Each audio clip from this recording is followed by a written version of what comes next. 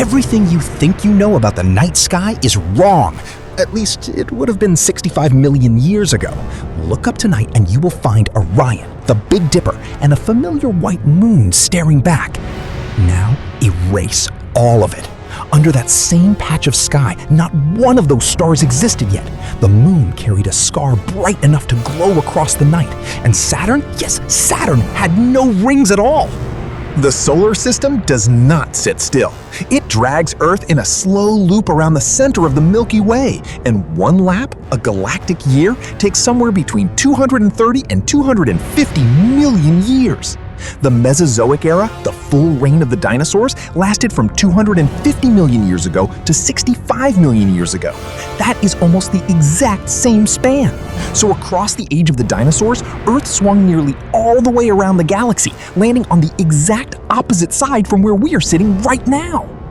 Every star you have ever named was born, drifted, or died long after that. The sky rearranged itself from scratch. Orion was not there yet, neither was Ursa Major. The pale band of the Milky Way still split the sky in half, just like tonight, but it was built from a completely different set of stars.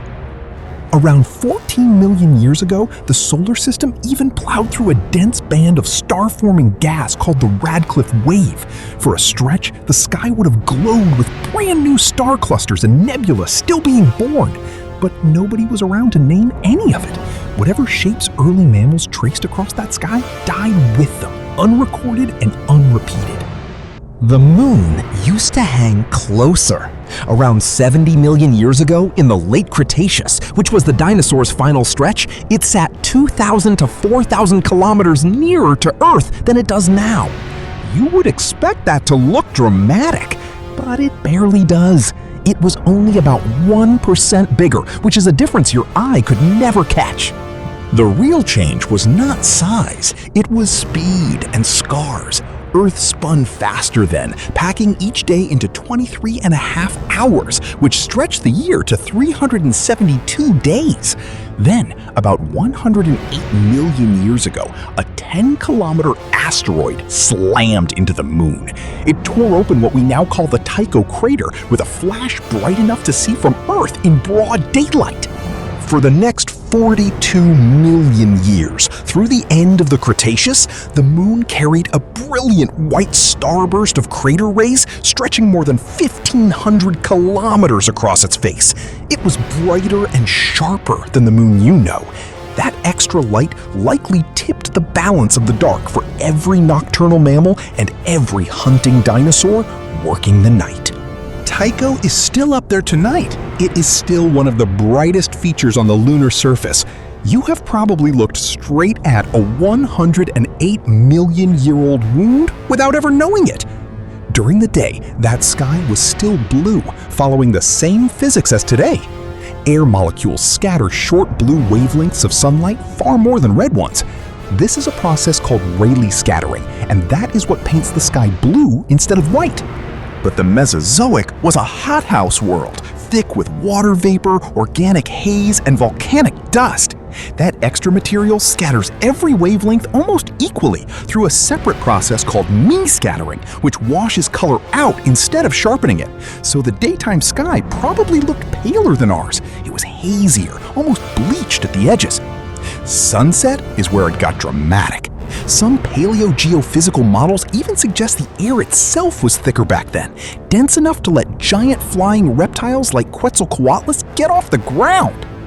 If that is true, sunlight had to cut through a much heavier wall of gas every evening, stretching the light out into deep red, orange, and purple. Overhead, the sun was slightly smaller and dimmer than it is now, since it has been slowly brightening with age. But it still would have blazed across the sky as a familiar yellowish-white disk. So, if you have ever complained that real sunsets do not look like the movies, the dinosaurs already had you beat. Theirs lasted longer and burned harder, and not one of them got to film it. Keep looking outward, past the moon, toward the asteroid belt and beyond. Every clear night, a glowing wedge of light called the zodiacal light would have risen from the horizon. This was sunlight catching a haze of interplanetary dust, kicked loose by asteroid collisions back in the Triassic. It burned brighter than the version we see today, fed by a heavier load of dust drifting through the inner solar system. Push the telescope further and you would land on Saturn. Ask anyone today to draw that planet, and the rings come first. They are the whole point. But recent data from the Cassini spacecraft has cracked open a real scientific debate. Some models now put the age of Saturn's rings at only 10 to 100 million years old. Run that math against the Mesozoic timeline, and the rings might not have existed yet at all. Under that young ring model, a dinosaur pointing a telescope at Saturn would not have seen a single ring. They would have seen just a bare, naked planet, stripped of the one feature that defines it for every human alive today. Nobody knows the exact year those rings switched on. Somewhere in a window of 90 million years, Saturn quietly became the planet we all recognize, and we still cannot pin down the day it happened. Here is what should bother you. If those rings are only 10 to 100 million years old, they are not a permanent fixture of the solar system. They are a recent addition, which means the Saturn you have pictured your whole life is just one frame of a much longer story. In the exact same way, the sky over your head right now is just one frame of Earth's story. So what does our sky look like 65 million years from now? Almost certainly nothing like this. That is exactly the question the next video answers, and it is linked on screen right now.